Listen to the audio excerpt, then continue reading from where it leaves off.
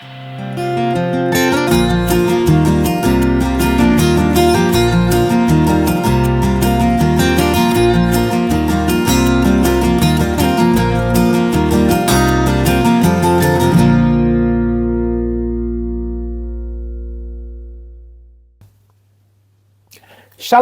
dan salam sejahtera buat teman-teman Hope Channel Asia Tenggara dimanapun Anda berada.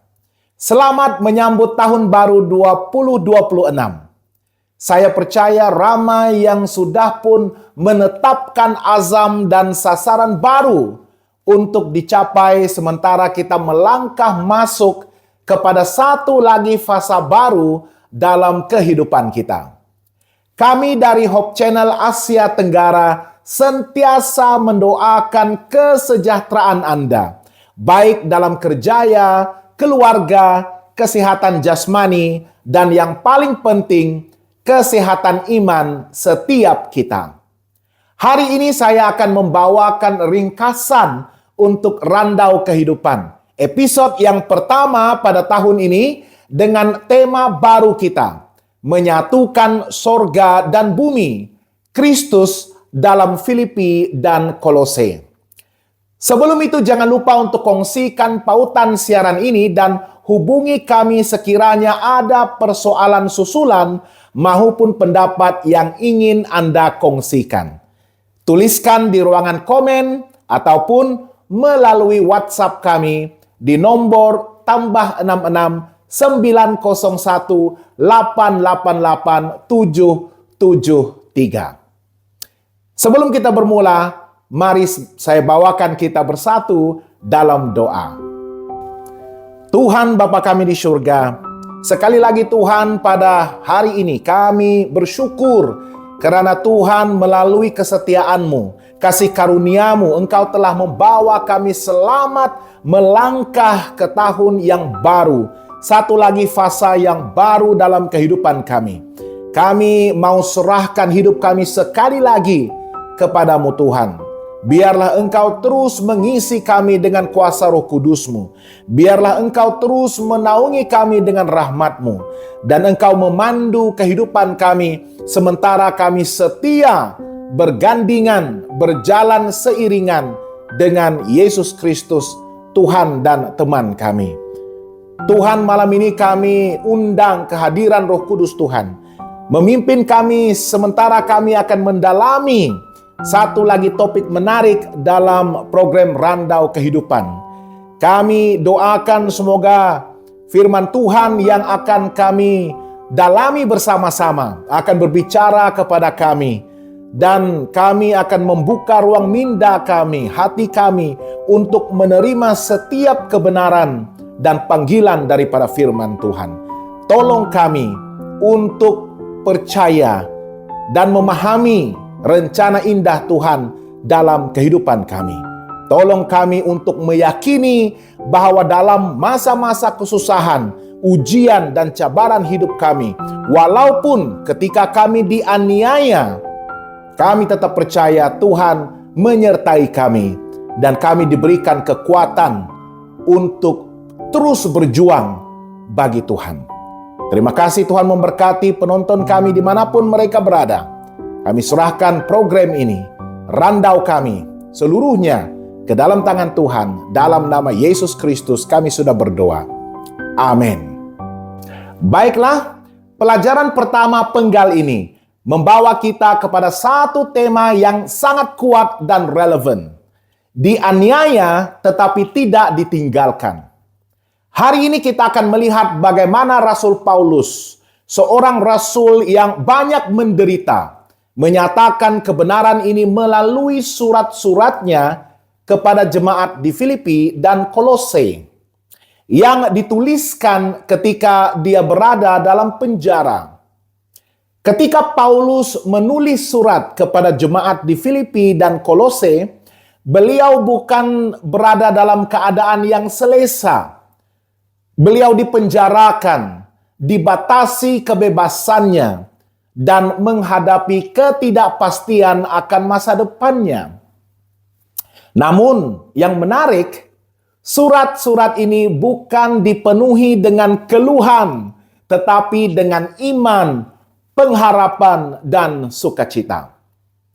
Dalam Filipi 1 ayat 12, Paulus menuliskan, "Apa yang telah terjadi atasku ini justru telah menyebabkan kemajuan Injil."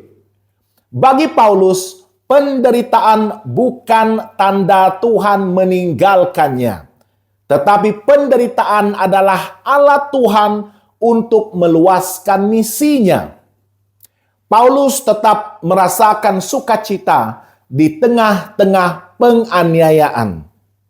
Surat Filipi sering disebut sebagai surat sukacita, walaupun ketika ditulis dari dalam penjara. Paulus menegaskan dalam Filipi 4 ayat 4, "Bersukacitalah senantiasa dalam Tuhan." Ini bukan sukacita karena keadaan, tetapi sukacita karena Kristus hadir. Dia hadir dalam setiap keadaan hidup kita, dan penyertaannya disertakan juga dengan kekuatan daripadanya. Paulus amat yakin bahwa Kristus memberinya kekuatan. Kristus menyertainya dalam penderitaan, dan Kristus adalah tujuan hidupnya. Dalam Filipi 1 ayat 21, Paulus berkata, "Karena bagiku hidup adalah Kristus dan mati adalah keuntungan." Inilah rahasia mengapa Paulus tidak patah semangat apabila hidupnya berakar sepenuhnya dalam Kristus. Kristus yang hadir dalam hidup kita adalah Raja yang agung dan berdaulat. Dalam suratnya kepada jemaat di Kolose, Paulus menekankan keagungan dan kedaulatan Kristus. Kolose 1 ayat 17 menyatakan, "Dia ada terlebih dahulu daripada segala sesuatu, dan segala sesuatu ada di dalam Dia." Walaupun Paulus dipenjarakan, beliau mengingatkan para jemaat bahwa Kristus tetap berdaulat. Kristus tetap memimpin gerejanya, dan Kristus tetap tinggal bersama dengan umatnya. Dalam Kolose 1 ayat 27, Paulus berkata, "Kristus ada di dalam kamu, pengharapan akan kemuliaan." Ini bermaksud walaupun umat Tuhan dianiaya secara luaran, mereka tidak pernah kosong secara rohani. Apakah makna penderitaan bagi umat Tuhan? Paulus membantu para jemaat untuk memahami bahwa penderitaan akan membentuk ketekunan, menguatkan iman, dan seterusnya menjadi kesaksian Injil. Dalam Kolose 1 ayat 24, Paulus menuliskan bahwa dia bersukacita dalam penderitaannya demi gereja. Bukan karena penderitaan itu indah, tetapi karena Tuhan menggunakannya untuk kemuliaannya. Penderitaan menurut perspektif Paulus bukanlah tanda kegagalan iman atau ketiadaan penyertaan Tuhan. Sebaliknya, penderitaan menjadi ruang pembentukan rohani di mana umat Tuhan belajar untuk bergantung sepenuhnya kepada kasih karunia-Nya. Melalui kesukaran, keangkuhan diri akan diluruhkan. Kepercayaan kepada kemampuan sendiri akan dilemahkan, dan iman dimurnikan seperti emas yang diuji oleh api. Ketekunan yang lahir daripada penderitaan bukanlah ketabahan kosong, tetapi keteguhan yang berakar dalam pengharapan kepada Kristus Yesus yang hidup. Lebih daripada itu, penderitaan umat Tuhan mempunyai dimensi misi. Ketika orang percaya tetap setia, tetap bersukacita, dan berpengharapan di tengah-tengah kesusahan, hidup mereka akan menjadi kesaksian Injil yang hidup. Bahwa kuasa Kristus nyata walaupun dalam kelemahan manusia. Seperti Paulus, kita dipanggil untuk melihat penderitaan, bukan hanya dari sudut kesakitan pribadi, tetapi sebagai peluang untuk menyatakan kemuliaan Tuhan dan menguatkan iman sesama tubuh Kristus.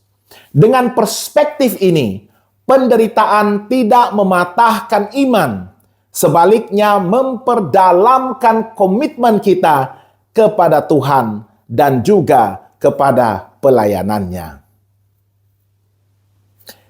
Ellen G. White dalam bukunya Youth Instructor ada menuliskan, Allah telah memilih kamu untuk diselamatkan melalui pengudusan roh dan kepercayaan akan kebenaran. Karena itu berdirilah teguh. Jika engkau melayani Allah dengan setia, engkau akan menghadapi prasangka dan perlawanan. Tetapi janganlah menjadi terpancing emosi ketika engkau diperlakukan secara tidak adil. Jangan membalas dendam. Tetaplah teguh dalam integritimu di dalam Yesus Kristus. Arahkan wajahmu ke surga dengan keteguhan seperti batu karang. Biarkan orang lain berkata sesuai dengan pemikirannya dan menjalani jalannya masing-masing. Engkau harus tetap maju dalam kelemah lembutan dan kerendahan hati Kristus. Lakukanlah pekerjaanmu dengan tujuan yang teguh, dengan kemurnian jiwa, dengan seluruh tenaga dan kekuatanmu sambil mengandalkan Allah. Hakikat sejati dan luhur dari pekerjaanmu mungkin takkan pernah engkau ketahui. Nilai dirimu hanya dapat diukur oleh kehidupan yang telah diberikan untuk menyelamatkanmu. Bagi setiap jiwa yang bertumbuh di dalam Kristus, akan ada saat-saat perjuangan yang sungguh-sungguh dan berlangsung lama. Karena kuasa kegelapan bertekad untuk menghalangi kemajuanmu. Namun, ketika kita memandang kepada salib Kristus untuk mendapatkan anugerah, kita pasti tidak akan gagal. Janji penebus adalah, aku sekali-kali tidak akan membiarkan engkau dan sekali-kali tidak akan meninggalkan engkau. Aku akan menyertai engkau senantiasa sampai kepada akhir zaman. Sahabat semua, pelajaran ini mengingatkan kita bahwa dianiaya tidak bermakna ditinggalkan. Penjara tidak menghalang kehadiran Tuhan. Dan penderitaan tidak memadamkan sukacita sejati. Seperti Paulus, kita dipanggil untuk tetap berakar dalam Kristus. Untuk melihat penderitaan dari perspektif misi dan hidup dengan iman bahwa Tuhan sentiasa menyertai umatnya. Kebenaran ini mengajak kita untuk menilai semula bagaimana kita memahami kejayaan dan kesetiaan dalam kehidupan rohani. Dunia sering mengukur berkat melalui keselesaan, kebebasan, dan ketiadaan masalah. Namun, melalui pengalaman Paulus, kita belajar bahwa kehadiran Tuhan tidak terikat kepada keadaan luaran. Tuhan hadir di dalam sel penjara, di tengah-tengah penolakan, dan dalam setiap air mata hamba-hambanya. Disitulah kasih karunia-Nya dinyatakan dengan paling nyata. Oleh itu, panggilan kita hari ini bukanlah sekadar untuk bertahan, tetapi untuk tetap setia dan berbuah walaupun dalam tekanan. Apabila kita berakar dalam Kristus, penderitaan tidak lagi menjadi penghalang kepada sukacita. Sebaliknya, menjadi saluran di mana iman diteguhkan dan harapan diperbaharui.